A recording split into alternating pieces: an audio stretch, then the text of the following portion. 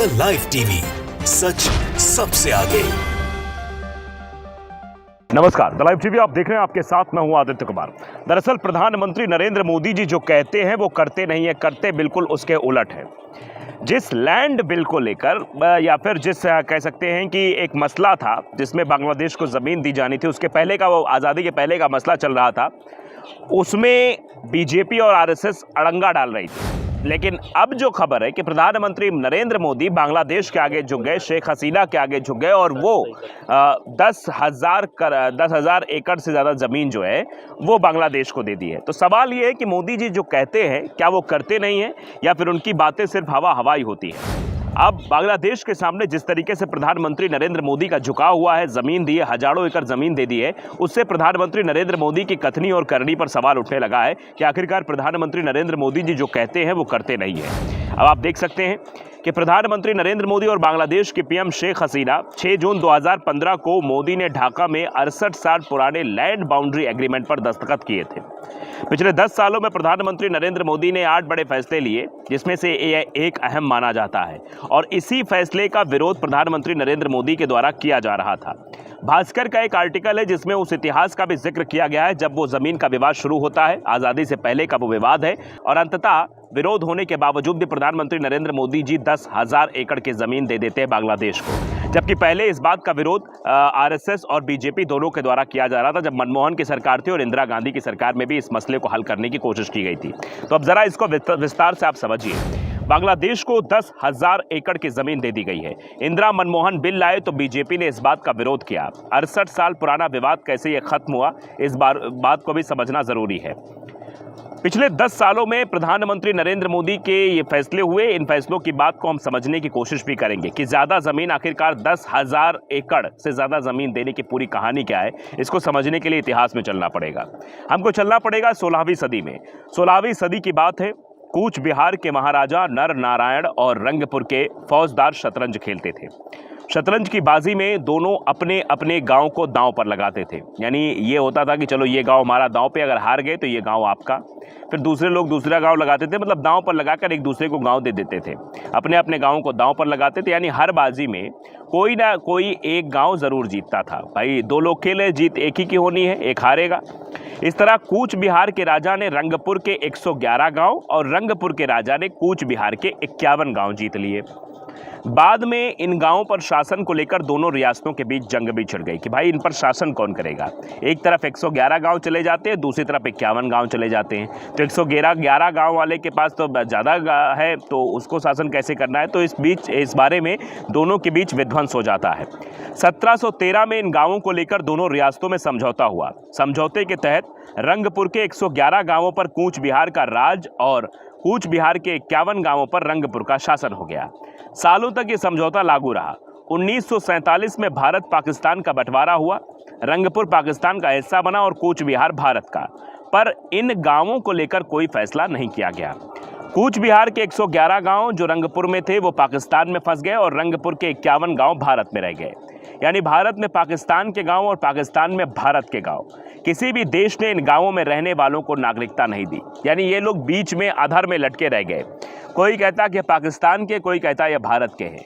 162 गांवों के करीब 50,000 लोग बिना देश के रह गए। 1958 में पहली बार भारत और पाकिस्तान के बीच इन गांवों को लेकर पंडित जवाहरलाल नेहरू और पाकिस्तानी पीएम फिरोज खान नून के बीच समझौते की पहल हुई, लेकिन बात नहीं बन पाई। 1971 में बांग्लादेश बनने के बाद पूर्व पीएम इंदिरा गांधी से लेकर मनमोहन सिंह तक इसकी बातचीत हुई, लेकिन बीजेपी और टीएमसी के विरोध के चलते सदन में बिल पास नहीं हो सका।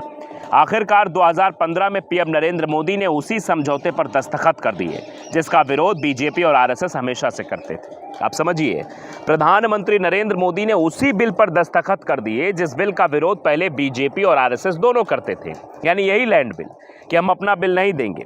बीजेपी का कहना था कि हम बांग्लादेश को ज़्यादा ज़मीन नहीं देंगे।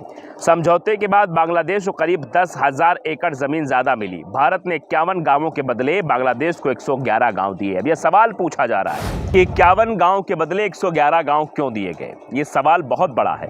इतनी ज़्यादा ज़मीन क्यों दी गई? जब राजतंत्र खत्म हो गया, लोकतंत्र आ गया, तो लोकतंत्र के आधार पर बराबरी का बंटवारा होना चाहिए था, लेकिन 10,000 एकड़ की ज़मीन देकर ये सीधे तौर पर झुकाव प्रधानमंत्री नरेंद्र मोदी का बांग्लादेश के प्रति झुका है। इसका क्या कारण है? इसकी क्या वजह है कि शेख हसीना के सामने झुक गए प्रधानमंत्री? अब ज़रा वहाँ की स्थितियाँ समझिए कि वहाँ आखिरकार क्या था। पश्चिम बंगाल के कूच बिहार ज़िले में एक गांव है, दक्षिण मसलदंगा। कोलकाता यहाँ से करीब 700 किलोमीटर दूर है और बांग्लादेश महज 70 किलोमीटर। ये वो गांव है जो 2015 के समझौते से पहले भारत में होते हुए भी बांग्लादेश का गांव था।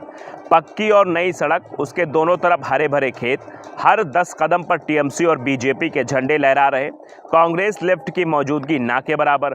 पक्की सड़क और हरियाली देखकर लगा कि गांव की हालत ठीक ठाक होगी, पर जैसे ही गांव में कदम रखा, लगा मानो फूलों को सहलाते हाथ में कांटा चुभ गया हो। फूस और टीन शेड के बने माचिस की डिबियानुमा बिना दरवाजे का घर, अंदर न किचन न वॉशरूम। 22 साल के इनामुअल कैमरा देखकर झपझेप गए। खाली पड़े चूल्हे के ऊपर कपड़ा डालकर आगे बढ़ने लगे। जब रिपोर्टर ने उनसे सवाल पूछा, कहाँ जा रहे हैं, ज़रा ठहरिए, कुछ बात करनी है। पहले तो वो टालने की कोशिश करते हैं, फिर वो रिपोर्टर के बहुत कहने पर बिफर पड़े और कपड़ों में से एक मशक्क़त के बाद एक शर्ट निकालते और पहनकर कुर्सी पर बैठ जाते हैं। पास में उनकी 2 बहनें भी बैठी हैं। मम्मी, पापा और 3 भाई दूसरे खेतों में काम करने गए हैं। इनामुल बांग्ला मिली हिंदी में बताते हैं, अपने पास बस ये 2 ही कमरे हैं। दूसरे को माता पिता बनाकर कुछ साल पढ़ा लिखा कर फिर पढ़ाई छोड़ दी। अब बाहर जा सकता हूँ, लेकिन अनपढ़ को नौकरी कौन देगा? दूसरे के खेतों में काम करके घर चलता है। वे मुझे अपने कमरा दिखाते हैं।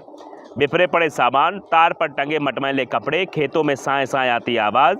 गांव में करीब 1400 लोग रहते हैं, इनमें 70% से ज़्यादा मुसलमान हैं। मुझे बताया गया कि यहाँ कम से कम 20 ऐसे परिवार हैं जिनके पास संपत्ति के नाम पर सिर्फ टीन के 20 बाई 20 के घर ही हैं। खेती के लिए ज़रा सी भी ज़मीन नहीं है। 2015 से पहले यहाँ के लोग सड़क, बिजली, पानी, स्कूल, अस्पताल, हर सुविधा से महरूम थे। गांव से बाहर निकलने पर इन्हें जेल में डाल दिया जाता था। महिलाओं की डिलीवरी घर में करानी पड़ती थी। तो इन समस्याओं से इन गांव के लोगों को दो चार होना पड़ रहा था। ये समस्या इंदिरा गांधी के समय भी हल हो सकती थी, ये समस्या मनमोहन सिंह के समय भी हल हो सकती थी, लेकिन बीजेपी और आरएसएस की मानसिकता की वजह से ये समस्या हल नहीं हो पाई, क्योंकि वो लोग चाहते ही नहीं थे कि इसका हल निकल पाए। क्योंकि उन लोगों का सीधा ये मानना था कि सत्ता पक्ष का तो हमें विरोध करना, हम अपनी ज़मीन नहीं देंगे। लेकिन आज आप देखिए कि 2015 में दस्तखत होते हैं और प्रधानमंत्री नरेंद्र मोदी जी 10,000 एकड़ से ज़्यादा की ज़मीन बांग्लादेश के नाम कर देते हैं। इससे ये समझा जा सकता है कि जिस बात का विरोध बीजेपी और आरएसएस जोर लगाकर कर रही थी, जिस मसले को लेकर वो ये कह रही थी कि नहीं ऐसा नहीं होना चाहिए, ज़मीन नहीं देनी चाहिए, उसी मसले पर प्रधानमंत्री दस्तखत करके अपने इन 8 अहम फैसलों में जोड़कर अपना महिमा मंडन करने की कोशिश कर रहे हैं। तो ये दोहरा चरित्र जो भारतीय जनता पार्टी का है, ये जनता अब धीरे धीरे समझने लगी है कि ये लोग कहते कुछ और है, विरोध के नाम पर बड़ी बड़ी बातें तो की जाएंगी, लेकिन वास्तविक विरोध ये लोग नहीं करेंगे। आप समझिए कि बड़ी बड़ी बातें, यानी आप कानून व्यवस्था की बात उत्तर प्रदेश में की जाती है, क्या वाकई में कानून व्यवस्था है? कैसे ज़मीनें लोगों की छीनी जा रही हैं, ये भी तस्वीरों में साफ है, और ज़मीन छीन कर लोगों को मुआवजा देकर साइड हो लिया जाता है। आप समझिए किसी का घर, उसके घर पर बुलडोज़र चलाना, उसकी ज़मीन को हड़प लेना और उसे चंद पैसे दे देना, क्या ये सही है? ये अपने आप में भी बड़ा सवाल है। द लाइव टीवी को अगर आपने सब्सक्राइब नहीं किया, ज़रूर करिए, बेल आइकन दबाइए ताकि सच खबर आप तक पहुँचती रहे। नमस्कार। द लाइव टीवी, सच सबसे आगे।